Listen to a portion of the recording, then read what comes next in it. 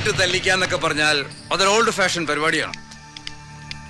നമുക്കിവിടെ വേണ്ടാന്ന് തോന്നുന്ന ഒരാളുണ്ടെങ്കിൽ അങ്ങനെ തട്ടിക്കല്ലണം. നല്ല ഷാർപ്പ് ഷൂട്ടേഴ്സ് ആണെങ്കിൽ ഒറ്റ ബുള്ളറ്റ്. എടോ, കൊല്ലാനായിരുന്നെങ്കിൽ ശേഖരനെ എന്നേ അതാവായിരുന്നു. ശേഖരൻ മാമ വേണ്ടാന്ന് വെച്ചിട്ടാ ആരാ ഇപ്പൊ നമ്മുടെ കൺമുമ്പിൽ കിടന്ന് വിലസുന്നത്? തന്തയെ കൊണ്ടിന് പുല്ല് നടക്കില്ല, മോനെയാണ് ടാർഗറ്റ് ചെയ്യേണ്ടത്.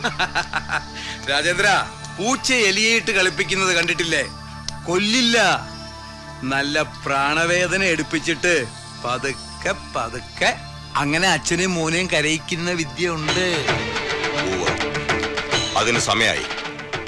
നാളെ വള്ളുവനാട് സെൻട്രൽ ബാങ്കിന്റെ ബോർഡ് മീറ്റിംഗ് വിളിച്ചു കൂട്ടണം. കടത്തിൽ മുങ്ങുന്ന ബാങ്കിനെ രക്ഷിക്കാൻ ചിലത് ചെയ്യണ്ടേ? വേണം. കിട്ടാക്കടങ്ങൾ പിരിച്ചെടുക്കണം. റീപേയിങ് കപ്പാസിറ്റി ഇല്ലാത്ത ക്ലയൻസിന്റെ ഈട് ജപ്തി ചെയ്ത് പണം വസൂലാക്കണം. എന്റെ കണ്ടീഷൻ നീലകണ്ഠന് മനസ്സിലായില്ലേ? ഒഫീഷ്യലി എനിക്കിപ്പോ ബാങ്കിൽ പവറൊന്നുമില്ല. പക്ഷേ നീലകണ്ഠന്റെ ലോണിന്റെ കാര്യത്തിൽ എനിക്കൊരു ഉത്തരവാദിത്വമുണ്ടല്ലോ. ഇന്നലത്തെ ബാങ്ക് മീറ്റിംഗിൽ വലിയ ഇഷ്യൂ ആയി ഈ കേസ്. ഡയറക്ടർ ബോർഡിന്റെ മുമ്പിൽ ഞാൻ ഇൻവൈറ്റഡ് ആയിരിക്കേണ്ടി വന്നു. അവരെല്ലാം ചോദിക്കുന്നത് എന്ത് ബേസിസിലാണ് ഇത്രയും കാലം ഒരു ആക്ഷനും എടുക്കാത്തതെന്നാണ്. ഞാൻ എന്താ പറയാ, പുതിയ ഭരണം അറിയാൻ നമ്പ്യാരെ, മുണ്ടയ്ക്കൽ ശേഖരന്റെ കയ്യിലാണെന്നാവും ഈ വീടും പറമ്പും പണയം വെച്ച് ഞാൻ വാങ്ങിച്ച ലോണാണ് അയാളുടെ പ്രശ്നം. അല്ലെങ്കിൽ അതാണല്ലോ അയാളെ ബാങ്കിന്റെ തലപ്പത്ത് വരാൻ പ്രേരിപ്പിച്ച കാര്യം. കാര്യങ്ങളൊക്കെ നിങ്ങൾക്കറിയാം. എത്രയും വേഗം എത്ര രൂപ നമുക്ക് അടയ്ക്കാൻ കഴിയും? കുറച്ച് പണം എന്നാ പിടിച്ചു നിൽക്കാൻ പറ്റും. പണം നിത്യ ചെലവിനുള്ളത് ഭാര്യയുടെയിലുണ്ടാവും. അതിന് മുകളിൽ ഒരു തുക ഞാൻ കണ്ടിട്ട് കാലം കുറയായി. നമ്പ്യാരെ, ഈ 500-ന്റെ ഒക്കെ ഒറ്റ നോട്ട് ഇറങ്ങിയിട്ടില്ലേ? ഇതുവരെ ഞാൻ കണ്ടിട്ടില്ല. നീലകണ്ഠൻ എന്തായി പറയുന്നത്? കാർത്തികേയനെ വിളിച്ച് കാര്യം പറഞ്ഞാ പോരെ? നിങ്ങൾ ഈ പറയുന്ന 500 കൊണ്ട് അയാൾ ബാങ്കിന്റെ ഹെഡ് ഓഫീസ് മൂടും. ചോദിക്കില്ല, തന്നാലും വാങ്ങിക്കില്ല, അയാളെ അറിയിക്കുകയില്ല. കാരണം ഇത് ഞാൻ അയാൾക്ക് വേണ്ടി ചെലവഴിച്ചതല്ല, ഞാനായിട്ട് വരുത്തി വെച്ച കടമല്ലേ. അപ്പൊ പിന്നെ അറ്റാച്ച്മെന്റ് അല്ലാതെ ഞങ്ങൾക്ക് മറ്റു മാർഗമില്ല. ഇറങ്ങി തരേണ്ടി വരും വിത്തിൻ നോ ടൈം.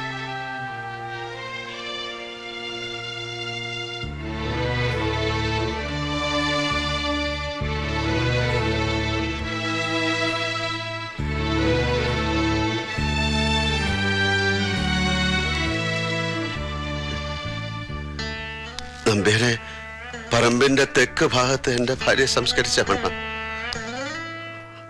അത്തൊടി ഒഴിവാക്കി ബാക്കി ഭാഗം അറ്റാച്ച് ചെയ്തോളൂ. അവൾ ഉറങ്ങുന്നതിനടുത്തൊരു 6 അടി മണ്ണ് എനിക്ക് വേണം. അത് മതി. അത്രയെങ്കിലും ചെയ്യാൻ കഴിയില്ലേ നിങ്ങളുടെ ബാങ്കിന്?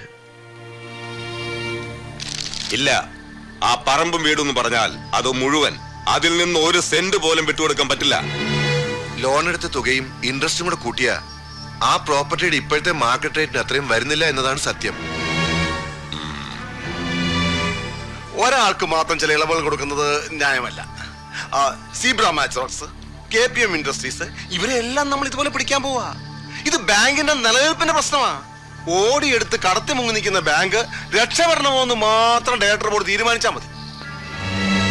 നമ്പ്യാരുടെ അപേക്ഷ പ്രകാരം നീലകണ്ഠന് കുറച്ചു ദിവസത്തെ അവധി കൊടുക്കാൻ നമ്മൾ തയ്യാറാണ്.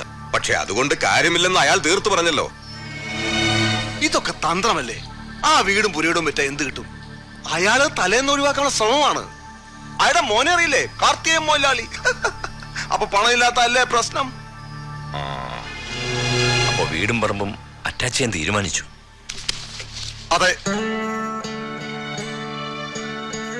മരണം കാത്തു കഴിഞ്ഞ കാലത്ത് മുഴുവൻ പ്രാർത്ഥന താൻ ഉറങ്ങിക്കിടക്കുമ്പം മരിക്കണമെന്നായിരുന്നു. കഴിഞ്ഞില്ല. താൻ യാത്ര പോലും പറയാതെ പോവുകയും ചെയ്തു. ഇപ്പൊ താൻ ഉറങ്ങിക്കിടക്കുമ്പോ ഞാൻ യാത്ര പറയുക. പടിയിറങ്ങുക നീലകണ്ഠൻ. ഒരേ മണ്ണിൽ അലിഞ്ഞു ചേരാനുള്ള മോഹം കൊണ്ട് ഈ മണ്ണിന് വേണ്ടി കൈനീട്ടി കിട്ടിയില്ല. സാരമില്ലടോ, ഈ മണ്ണിലല്ല താൻ എന്റെ ഉള്ളിലാ ദഹിച്ചത്, എന്റെ നെഞ്ചില്.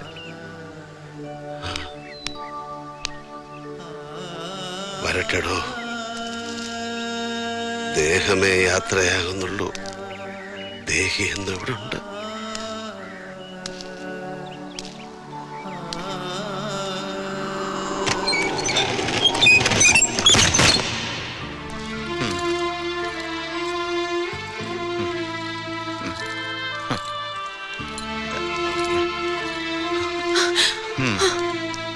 എവിടേക്കാ വരാമോ? കൈ കിട്ടണത് കൈസഞ്ചിയിൽ എടുക്കാൻ പറഞ്ഞു, എടുത്തു. കൂടെ ഇറങ്ങാൻ പറഞ്ഞു, ഇറങ്ങി. എനിക്കൊന്നും അറിയില്ല. എന്താ അച്ഛാ ഇത്? എല്ലാവരും വിട്ട് എങ്ങോട്ട് പോവാതെ നിവർത്തിയില്ല. ബാങ്ക് ജപ്തി ചെയ്ത് എന്നെ പഠിപ്പിച്ച് ഡോക്ടറാക്കാൻ വേണ്ടി എടുത്ത ലോണല്ലേ അത്? ഏട്ടന്റെ വീട്ടിലേക്ക് പോയില്ലെന്ന് വാശിയാണെങ്കിൽ ഞങ്ങൾക്കുള്ളൊരു വീട് അവിടെ താമസിച്ചൂടെ അച്ഛനും വാര്യമ്മോനും? സുഹ്ര, നിങ്ങളും കാർത്തികനെ എനിക്കൊരുപോലല്ലേ മോളെ. ആരോടും വാശിയില്ല. ഒരു യാത്രയ്ക്ക് സമയമായി, പോകുന്നു, അത്രേ ഉള്ളൂ. നമ്പ്യാർ സാറ് പറഞ്ഞ് കാർത്തികൻ കാര്യങ്ങൾ അറിഞ്ഞത് ഇപ്പോഴാ. പുള്ളിക്കാരൻ വന്നോണ്ടിരിക്കുന്നേ ഉള്ളൂ ബാംഗ്ലൂരിന്ന്. എന്നോട് ഉടനെ അച്ഛനുമായി വീട്ടിലേക്ക് പോകാൻ പറഞ്ഞു. ബാക്കിയൊക്കെ പുള്ളി വന്നിട്ട്. ശേഖരനും ഞാനും ബന്ധുക്കളാവാൻ പോകുന്നവരാ. എന്നാലും തന്നെ സഹായിക്കാൻ ഞാൻ എന്നാലാവുന്നതും നോക്കി, കഴിയാഞ്ഞിട്ടാ. ആരോടും പരിഭവമില്ല, ശേഖരനോട് പോലും. പൊയ്ക്കോളൂ. കാർത്തികനോട് പറയൂ അച്ഛനൊരു തീർത്ഥാടനത്തിന് പോയി തിരിച്ചു വന്നിട്ട് കാണാമെന്ന്. വരേ. ഓ സാർ, ഞാൻ പൊയ്ക്കോളൂ എന്ന് പറഞ്ഞില്ലേ? വരേ. ആ താക്കോൽ കൂട്ടം നമ്പ്യാരെ ഏൽപ്പിച്ചേക്കൂ. സുഹ്ര, മോള് വീട്ടിലേക്ക് പൊയ്ക്കോളൂ.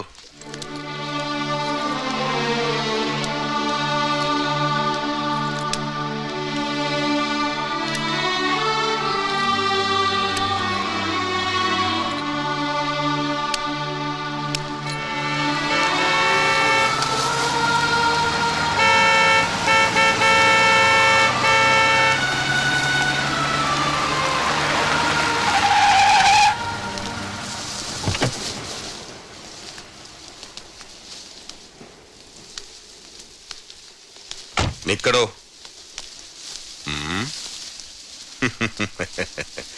നിന്നെ ഈ പെരുവഴിയിൽ ആളും പടയുമില്ലാതെ തല ചായ്ക്കാൻ ഒരു കൂര പോലും ഇല്ലാത്ത ദരിദ്രനായി കാണാൻ കഴിഞ്ഞല്ലോ. എന്റെ ദൈവങ്ങളെ, ശേഖരൻ സാഷ്ടാംഗം വീണിരിക്കുന്നു.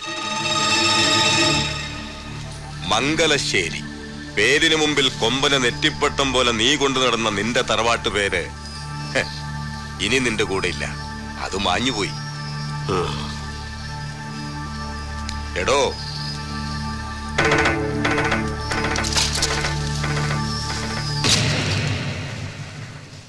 ശേഖര, നിന്റെ ഭാഷയ്ക്ക് ഒരു ശുദ്ധി വന്നിരിക്കുന്നു. മംഗലശ്ശേരി എന്ന പേര് മാഞ്ഞുപോയി. നല്ല പ്രയോഗം. മായണം, മാഞ്ഞു പോണം. പേരും ആഭരണങ്ങളും അടയാള ചിഹ്നങ്ങളും മാഞ്ഞു പോകും. ഒടുവിൽ നഗ്നദേഹമാണ് അഗ്നിയിൽ ദഹിച്ച് ചാരമാവുന്നത്.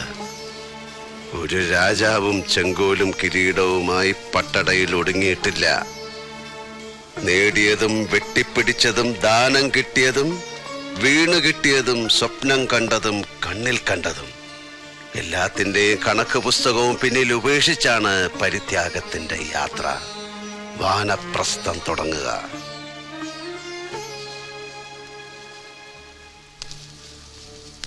പ്രാണന്റെ പാതിയായിരുന്നവളെ കൈവിട്ടിട്ടും തുടരുന്ന യാത്രയിൽ വേദന തോന്നാൻ അതിലും വലുതല്ല ശേഖര കല്ലിലും മണ്ണിലും മരത്തിലും പണിത വീട്. പിന്നിട്ട വഴികളിലെങ്ങോ കാലിൽ തറച്ച നീ എന്ന മുള്ളിനെ ഞാൻ എന്നേ മറന്നിരിക്കുന്നു. മുനയൊടിഞ്ഞ ആ പഴയ മുള്ളിന് ഈ വഴിയിൽ എന്നെ കുത്തി നോവിക്കാനാവില്ല. എനിക്ക് നോവില്ല ശേഖര.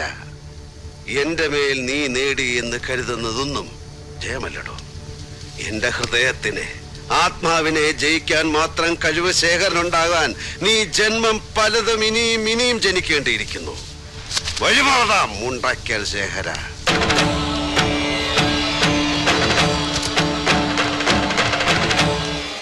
എവിടേക്ക്, എന്തിന്?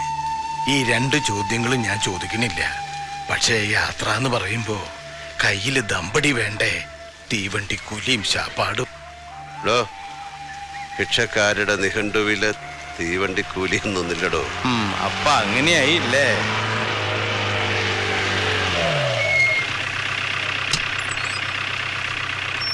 എല്ലാം വിട്ടെറിഞ്ഞ് പോകാൻ ഇറങ്ങിയ ആളെ തിരിച്ചു വിളിക്കാൻ വന്നതല്ല. വഴി കണ്ട ഒരു വിവരം പറഞ്ഞിട്ട് പോകാന്ന് കരുതി വന്നതാ. കാർത്തികനെ കൊല്ലാൻ ആളിറക്കിയിരിക്കുന്നു. മുണ്ടച്ചില ശേഖരനും അനന്തരവൻ രാജേന്ദ്രനും. തടയാനും പിടിക്കാനും ഞങ്ങൾ 2 വയസ്സന്മാർക്ക് പറ്റിയില്ലെങ്കിൽ പോവും മുമ്പ് മോന്റെ കർമ്മങ്ങളും കൂടി ചെയ്തിട്ട് പോയാ മതി. എന്താടോ ഈ പറയണേ? മോനിപ്പോ എവിടെയുണ്ട്? പോയി നോക്കട്ടെ അവിടെ എന്ത് നടന്നു. അറിഞ്ഞ കാര്യം പോണ വഴി ഇവിടെ ധരിപ്പിച്ചു എന്നേ ഉള്ളൂ. വാടാ യുദ്രോസെ. കാർത്തികേയൻ എന്ന എന്റെ മകന് വയസ്സ് 3 അല്ല പ്രായം. അവനെ കൊല്ലാൻ ആളിറങ്ങിയിരിക്കുന്നു. നുണ പറയാനും പഠിച്ചിട്ടില്ലടോ ഈ കണ്ട വയസ്സായിട്ടും. ആരുടേതാടോ ഐഡിയ? അവൻ്റെതോ അതോ സ്വയം കൃതിയോ?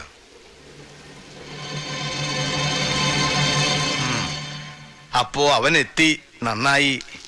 എന്താ നീലകണ്ഠ സാറേ, അയാളെ കണ്ടൊന്ന് യാത്ര പറഞ്ഞിട്ട് നമുക്ക് വടക്കോട്ടുള്ള വണ്ടി പിടിക്കാം. എന്താ കാര്യം പറഞ്ഞിട്ട് പോവാന്നേ. സലാമേ, ആ ബാഗൊക്കെ എടുത്തങ്ങോട്ട് വെക്ക. കുറുപ്പേ വാടോ.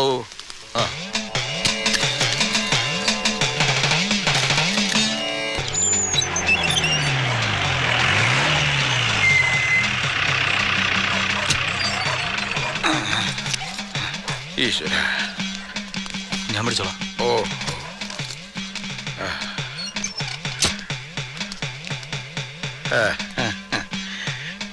ഇതാ അവിടുന്ന് കൊണ്ടുവന്നതാ.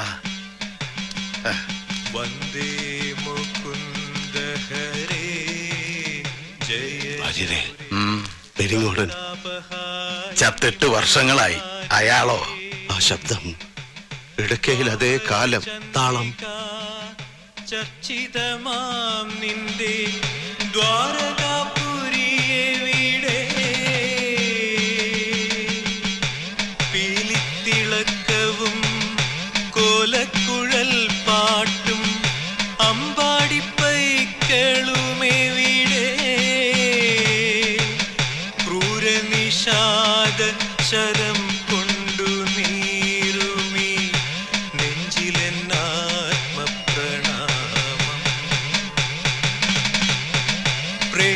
പ്രേമസ്വരൂപനാം സ്നേഹസതീർത്ഥ്യൻ.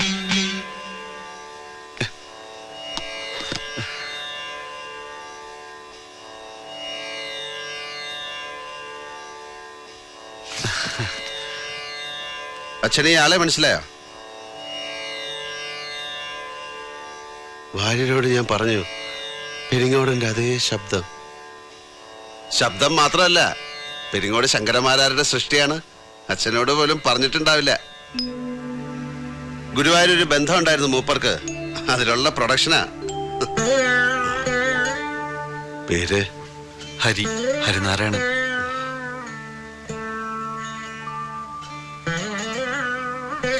അച്ഛന്റെ കഴിവ് കിട്ടിയിട്ടുണ്ട്. സ്വഭാവം അതുപോലെ പകർത്തരുത്. അങ്ങനെ നടന്ന ജീവിതതാളം കുട്ടുമ്പ പിഴവ് വരുത്തരുത്. ഏതെങ്കിലും ഒരു മൂർത്തിയുടെ മുമ്പില് കൊട്ടിപ്പാടി സേവിക്കുക. സേവ നടത്തി കുടുംബം പുലർത്താൻ ഇടയ്ക്കേം തൂക്കിച്ചെന്ന് കയറിയപ്പോ ക്ഷേത്ര കമ്മിറ്റിക്കാരന്റെ ചോദ്യം, അമ്മയുടെ ജാതി, കുലം, പിന്നെ അതൊക്കെ തെളിയിക്കാൻ സർട്ടിഫിക്കറ്റും. ഗസറ്റഡ് ഓഫീസറുടെ അറ്റസ്റ്റഡ് കോപ്പി, ദൈവത്തിന്റെ കൊട്ടാരം വിചാരിപ്പുകാരൻ നടിക്കുന്നവരുടെ അന്വേഷണ കമ്മീഷൻ. ആ സമയത്താ എന്റെ കൈ വന്ന് പെടുന്നത്. കയ്യിലൊരു ഡിഗ്രി സർട്ടിഫിക്കറ്റ് ഉണ്ടായിരുന്നു. പോണ്ടിച്ചേരിയിൽ എൻ്റെ ഒരു സുഹൃത്തിന്റെ ഡിസ്റ്റിലറി കൊണ്ടാക്കി. ഇപ്പൊ സെയിൽസ് മാനേജരാ. ജീവിതം സുഖം.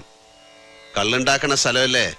ഒരു കുപ്പി സ്പിരിറ്റ്, ഒരു കുപ്പി വെള്ളം, പിന്നെ നിറത്തിനും മണത്തിനും ചേരുവകൾ സ്വല്പം. അങ്ങനെ ബോട്ടിൽ ചെയ്യണ വിദ്യ കണ്ട് മതിയായതുകൊണ്ട് പെരിങ്ങോടന്റെ മോൻ ഇന്നുവരെ ഒരു തുള്ളി കഴിച്ചിട്ടില്ല.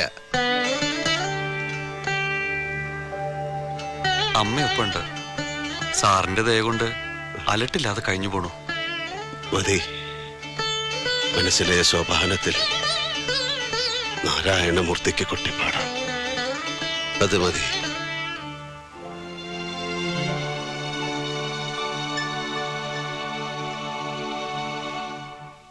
വരേ. ഓ, നമുക്ക് വേണ്ട, എന്നെ വിളിക്കണ്ട.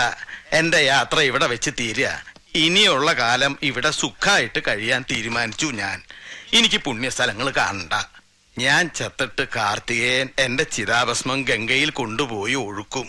എനിക്ക് അത്രയ്ക്കുള്ള പുണ്യം മതി. നിങ്ങളാരാ മുൻ പ്രധാനമന്ത്രിയോ ചിതാഭസ്മം പുഴയിൽ മിക്സ് ചെയ്യേ? വേണ്ട, അത് കുഴച്ച് പത്തിരി ഉണ്ടാക്കി നീ നിന്റെ ഉമ്മാക്ക് കൊടുക്ക്.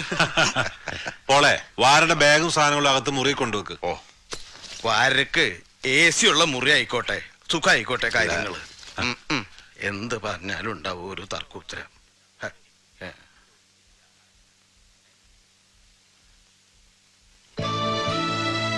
പണം അച്ഛനെ തോൽപ്പിച്ചു തുടങ്ങിയ കാലത്ത് അച്ഛനെ നോവിച്ചുകൊണ്ട് ഞാൻ വീട് വിട്ടുപോയി. വഴി എനിക്ക് തടസ്സമല്ലായിരുന്നു. പണം, കൈനിറയെ പണം കിട്ടാൻ ഞാൻ എന്തും ചെയ്തു.